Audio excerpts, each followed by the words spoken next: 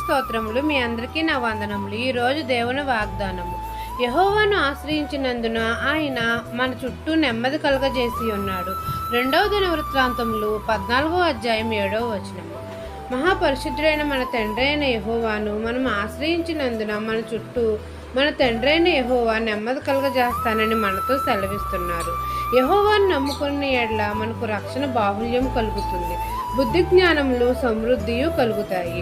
యెహోవాను మనం అందరము నమ్ముకొనినందున ఆయన మన శత్రువులను మన చేతికి అప్పగిస్తాడు. యెహోవా కనుదృష్టి లోకమందంతటా సంచారం చేయుచున్నది. ఆయన కృప, ఆయన ప్రేమ యథార్థ హృదయులు గలవారిని బలపరుస్తున్నది.